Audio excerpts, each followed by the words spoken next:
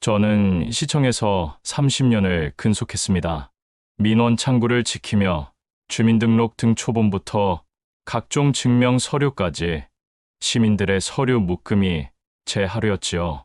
큰 소리치는 사람도, 눈물 글썽이는 이도, 서툰 노인도 매일같이 만났습니다. 조금 늦더라도 정확하게, 조금 불편하더라도 공정하게, 그게 제 신조였습니다. 그 덕분인지 몰라도 제 통장은 늘 단단했습니다. 외벌이었지만 퇴직금 포함 5억 원을 모았습니다. 제 손끝에서 떠는 그 무게를 저는 잊을 수가 없어요. 종이장 같던 통장이 그날따라 벽돌처럼 묵직했거든요. 퇴직하고 나서 하루는 길었고 저녁은 너무 빨랐습니다. 아침에 눈 뜨면 출근길이 생각났고 점심되면 구내 식당의 김치찌개가 그리웠습니다. 이제부터가 진짜 노후다. 스스로 다독였죠. 그런데 세상은 조용히 흔들릴 때가 있습니다. 가장 가까운 사람의 한마디로요. 동생은 저보다 4살 어립니다. 성격이 밝고 말이 빠르고 무언가를 한번 해보자는 스타일이죠. 사업을 몇 번 버렸다가 접었고 저는 늘 묻지 않았습니다. 형이 동생에게 묻지 않는 것도 정이라고 믿었거든요. 퇴직 후 몇 주 지났을 때 동생이 말했습니다. 형, 요즘 금리 어디에 두는지 알아봐. 그냥 시중은행에 묵혀두면 손해야. 저축은행 특판이 대세야. 금리 괜찮고 요즘은 다들 분산해서 넣는다니까. 저는 고개만 끄덕였습니다. 분산, 특판, 금리. 말은 쉬운데 저는 그날따라 마음이 흔들리더군요. 퇴직금이라는 게 그렇습니다. 일한 대가인데 굴리지 않으면 제자리에 멈춰 버린다는 불안이 찾아옵니다. 동생은 저를 데리고 특정 저축은행에 갔습니다. 깨끗한 로비, 환한 조명, 벽면에 걸린 예금자 보호 5천만 원, 안내문, 창구 직원의 미소는 도장처럼 정확했습니다. 문 안에 들어서자마자 이곳은 안전하다는 이미지가 제 눈에, 마음에, 통장에 박히는 듯했죠. 저는 서류를 정확히 읽는 편입니다. 공무원으로 살아온 습관이지요. 이날도 설명서를 몇 번이고 넘겼습니다. 하지만 설명은 늘 이겼고 제 이해는 늘 졌습니다. 창구 직원은 친절했습니다. 특판 금리, 만기 자동 연장, 중도 해지 페널티, 예금자 보호 말은 쉬웠고 글자는 더 쉬웠습니다. 저는 알듯 말듯 고개를 끄덕였지요. 가장 크게 보인 건 예금자 보호 5천만 원 문구였습니다. 국가가 책임지는구나. 저는 그렇게 이해했습니다. 동생은 제 어깨를 툭 치며 말했죠. 형, 시대는 바뀌었어. 가만히 있으면 손해야. 그날 저는 5억 원 중 상당액을 한 곳에 일부를 다른 저축은행에 나눠 넣었습니다. 하지만 분산이라고 하기엔 예금자 보호 한도를 제대로 계산하지 못한 분산이었습니다. 마음속 경계가 동생도 괜찮다는 데라는 한 문장에 무너졌기 때문이죠. 집으로 돌아오는 길에 아내는 조심스레 물었습니다. 당신, 한 번 더 알아보면 안 돼요. 저는 고개를 저었습니다. 괜찮아. 다들 이렇게 한다고 하잖아. 그렇게 말했지만 제 속에서는 작은 종이 울리고 있었습니다. 그 종소리를 저는 안심이라는 담요로 덮어버렸습니다. 몇 달이 흘렀습니다.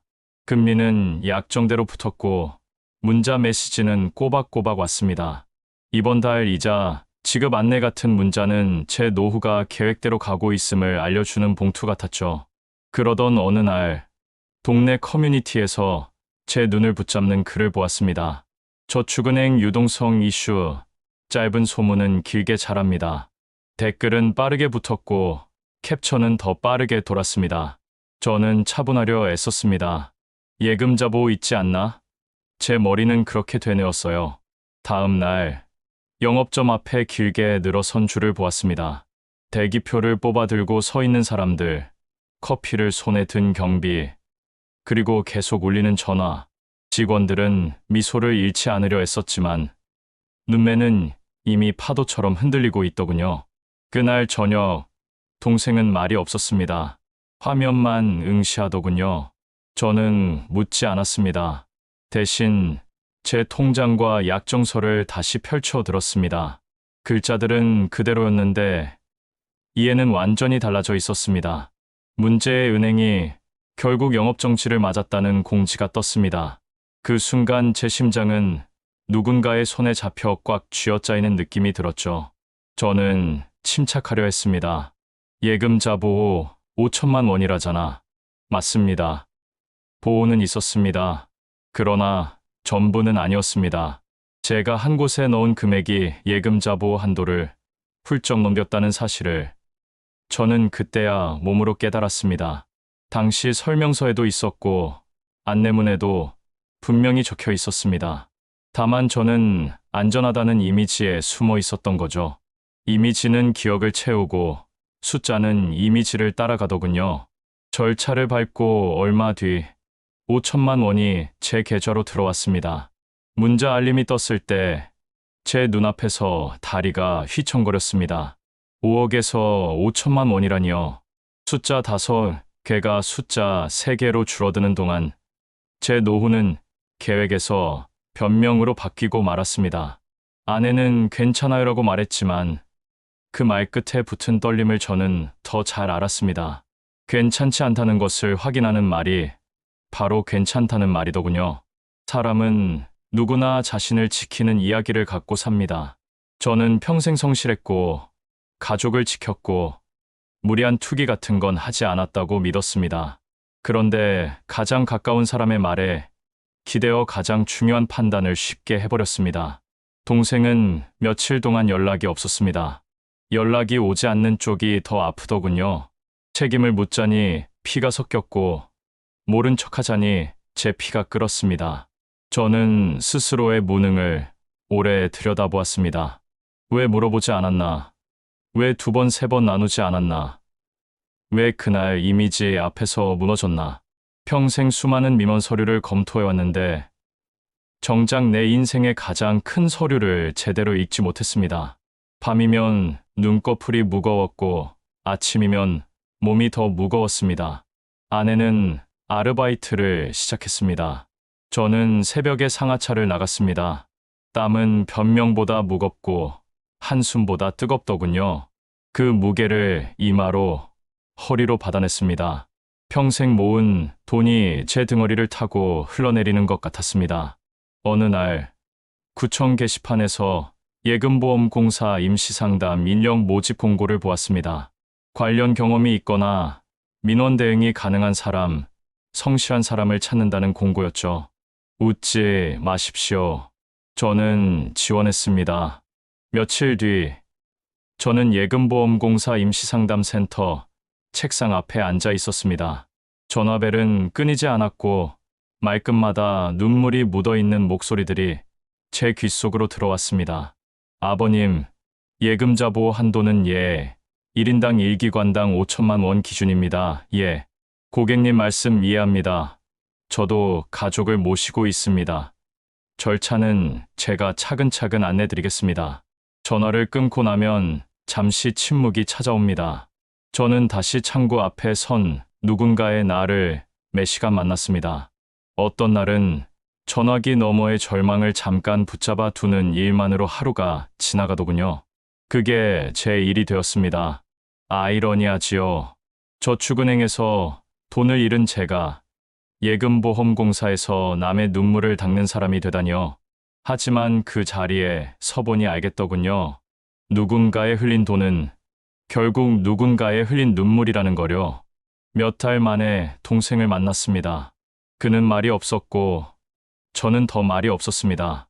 커피잔에 입을 대었다가 내려놓았고 다시 들어 올렸다가 또 내려놓았습니다. 저는 지출표를 새로 만들었습니다. 아내와 함께 앉아 필수 중 필수 선택으로 나눴습니다. 외식은 줄였고 보험은 정리했고 휴대폰 요금제도 바꿨습니다. 작은 절약들이 모이면 자존감이 됩니다. 아직 할 수 있다는 감각이 손끝에 돌아오더군요. 상담센터에서는 분산의 진짜 의미를 매일 설명했습니다. 기관 분산, 명예 분산, 상품 분산, 만기 분산 글자로는 쉬웠지만 실천은 습관이 필요했습니다.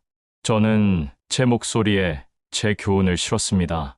한때는 스스로에게 못 들려준 말을 매일 누군가에게 들려주었지요. 이미지보다 숫자를, 설명보다 약관을, 소문보다 제 머리를 믿으십시오. 이 말은 매번 전화를 끊을 때마다 제게도 남았습니다. 저는 하루에 여러 번 그 말을 다시 들었습니다. 그렇게 노후의 좁은 방에 긴 교훈을 걸어 두었습니다.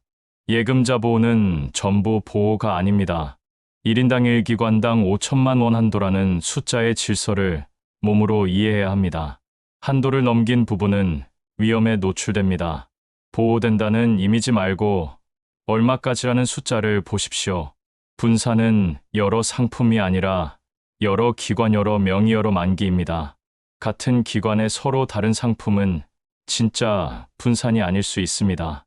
기관 분산을 최우선으로 생각하시고 필요하면 배우자, 자녀, 명의로 합법적 분산을 고민하십시오. 만기를 달리 두면 한 번에 묶이지 않습니다. 이해보다 설명이 앞설 때는 멈추십시오. 직원의 친절, 지인의 확신은 귀하고 고마운 일입니다. 하지만 내 손에 이해가 따라오지 않으면 멈춤이 답입니다. 내가 정확히 이해한 문장 두세 줄로 요약해보세요. 그게 안 되면 아직 모르는 겁니다. 노후의 수익률은 마음의 안정과 함께 계산하십시오. 숫자 두 자릿수보다 한밤의 잠이 더 중요할 때가 있습니다.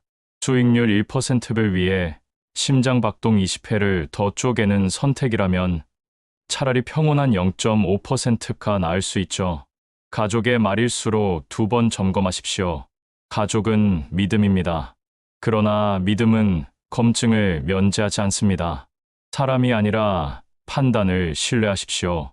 가족의 말은 먼저 믿고 그 다음 체크하는 순서로 가십시오. 사랑과 서류는 함께 가야 안전합니다. 자, 여기서 반전을 말씀드려야겠죠. 저는 지금 예금보험공사 임시상담원으로 일하고 있습니다. 네, 맞습니다. 저축은행 사태로 5억 중 5천만 원만 건진 사람이 예금보험 제도를 설명하는 사람이 되었지요. 처음에는 모순처럼 느껴졌습니다. 하지만 곧 알았습니다. 아파본 사람이 아픈 곳을 더 천천히 누른다는 거려. 저는 매일같이 그날의 저를 만나고 내일의 누군가를 지킵니다. 전화를 끊고 잠깐 고개를 들면 제 자리 위 형광등이 잔잔히 떨립니다. 두려움이 지나간 자리에 남는 건 결국 사람이더군요. 저는 이제 한 사람의 돈이 한 가정의 역사라는 걸 압니다. 그래서 오늘도 또박또박 말합니다. 고객님, 예금자 보호 한도부터 확인하시죠. 그 다음에 분산을 이야기하면 됩니다. 급할수록 천천히요. 그리고 마음속으로는 이렇게 덧붙입니다. 도현아, 오늘도 잘했다. 내가 먼저 넘어졌기에 누군가는 덜 넘어진다. 망한 인생도 이렇게 발버둥 치며 살아갑니다. 여러분, 인생은 늘 뜻대로 되지 않지만 끝까지 버티는 그 발버둥이 결국 또 다른 길을 열어주는 법이죠. 혹시 지금 힘든 시간을 지나고 계신가요? 그렇다면 제 이야기가 작은 위로가 되길 바랍니다. 오늘의 사연이 마음에 닿았다면 구독과 좋아요, 알림 설정 부탁드립니다. 여러분의 응원 한 번이 저 같은 사람에게 큰 힘이 됩니다.